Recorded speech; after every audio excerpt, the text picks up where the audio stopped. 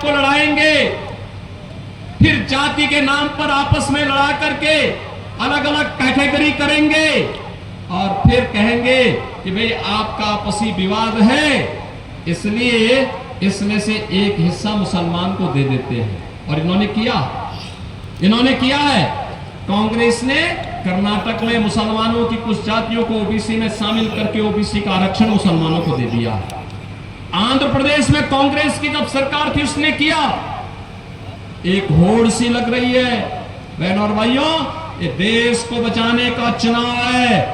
कांग्रेस और इंडी गठबंधन के इस षड्यंत्र को हमें सफल नहीं होने देना है। राहुल गांधी से जब पूछा गया क्या करेंगे आप सरकार बनाएंगे, तो उन्होंने कहा गरीबी हटाएंगे।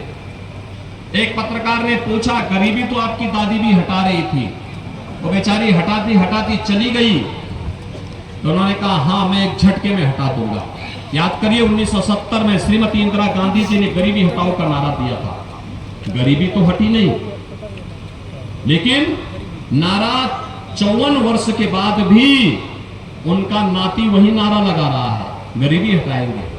पत्रकार ने कहा कैसे हटाएंगे बताओ, तो उन्होंने कहा संपत्ति का सर्वे करवाएंगे, एक्सरे कराएंगे और एक्सरे करा करके फिर विरासत टैक्स लगाएंगे। अब आप मुझे बताओ, संपत्ति आपके पूर्वजों ने दी, आपके ग्रैंडफादर ने, आपके फादर ने, आपकी मां ने, आपके किसी ब्लड रिलेशन से संपत्ति आपके पास आई, विरासत के रूप में आपके पास आई।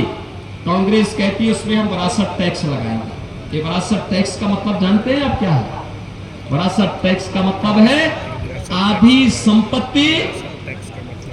संपत्ति कांग्रेस के लोग और आरजेडी को लोग ले लेंगे और फिर लेने के बाद अफगानिस्तान, पाकिस्तान और बांग्लादेश से जो घुसपैठी आए हैं, रोहिंग्या आए हैं, इन लोगों में उस संपत्ति को बांट देंगे। जैसे आपके पिताजी ने, आपके दादा ने, बाबा ने कोई 4 कमरे का मकान बनाया है, आज अगर वे नए मकान आपके नाम पे आ गया, ये विरासत टैक्स लगाएंगे और कहेंगे 2 कमरे आपके पास रहेंगे, 2 कमरे किसी बाहरी मुसलमान को दे देंगे। क्या आप इसको स्वीकार करेंगे? क्या स्वीकार करेंगे? क्या आरा इसको स्वीकार करेगा? क्या बहन और भाइयों, ये कांग्रेस, आरजेडी और ये माले के अंदर औरंगजेब की आत्मा घुस गई है।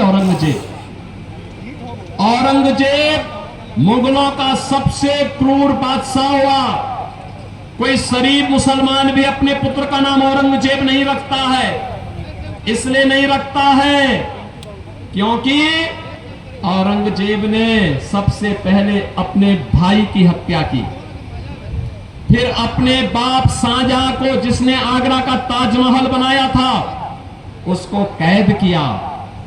और औरंगजेब और शाहजहां के बारे में पढ़ना है तो पटना की खुदाबख्त लाइब्रेरी में जाकर के पढ़िए।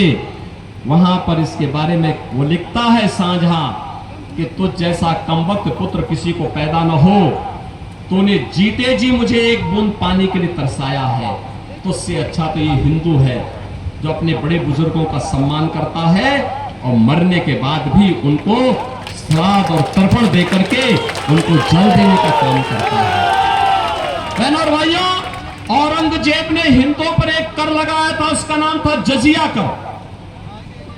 जजिया कर हिंदुओं पे जबरदस्ती लगाया जाता था और कहा जाता था तो जजिया कर दो और नहीं तो मुसलमान बनो।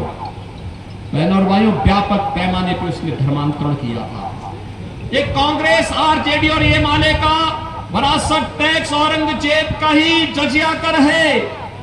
क्या हम स्वतंत्र भारत में कांग्रेस और इनके सहयोगियों को क्या ये जजिया कर देंगे? क्या हमें नहीं देना चाहिए, कतई नहीं देना चाहिए। ये तीसरी बात क्या कहते हैं? कहते हैं अगर कांग्रेस की सरकार बनी तो अल्पसंख्यकों को उनकी रुचि के अनुसार खान पान की स्वतंत्रता देंगे। बहनों और भाइयों, मैं ये नहीं समझ पाया कि ये बात लिखने की आवश्यकता क्या थी।